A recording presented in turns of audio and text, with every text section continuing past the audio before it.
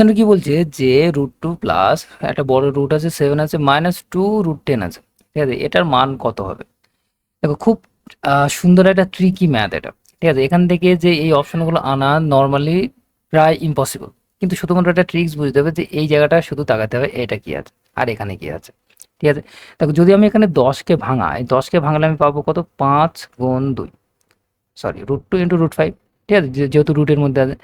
তাহলে দেখো এটাকে যদি আমি এরকম করি, √5 তার স্কোয়ার প্লাস √2 তার স্কোয়ার, তাহলে দেখো √5 স্কোয়ার করলে কি হবে, 5 আসবে, আর √2 স্কোয়ার করলে আসবে কত, 2 আসবে, 5 আর 2 যোগ করলে কত, 7 আসবে। তার মানে কি এটা ঠিক আছে, ঠিকই লেখা আছে, 7 এর জায়গায় আমি এটাও লিখতে পারি।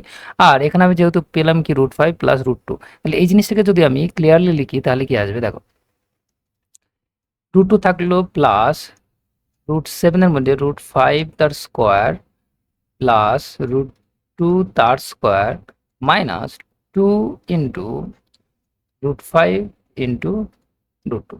এই লাইনটা যা লেখা ছিল এটাতেও কিন্তু তাই লেখা আছে, শুধুমাত্র দেখতে আলাদা রকম, কিন্তু হিসাব করলে দেখা যাবে যে এটাই আসছে, ঠিক আছে। শুধুমাত্র ট্রিক্সটা কিন্তু এই জায়গাটা, ঠিক আছে।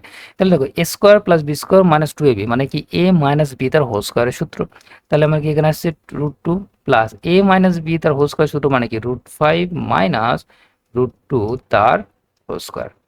যেহেতু রুটের মধ্যে আছে তার জন্য কি হবে, এই স্কোয়ারটা চলে গেল, তাহলে √2 প্লাস আমার পাবো কি √5 মাইনাস √2, ঠিক আছে। এটা বর্গমূল করলে স্কোয়ার থেকে একটা সিঙ্গেল নেমে আসলো।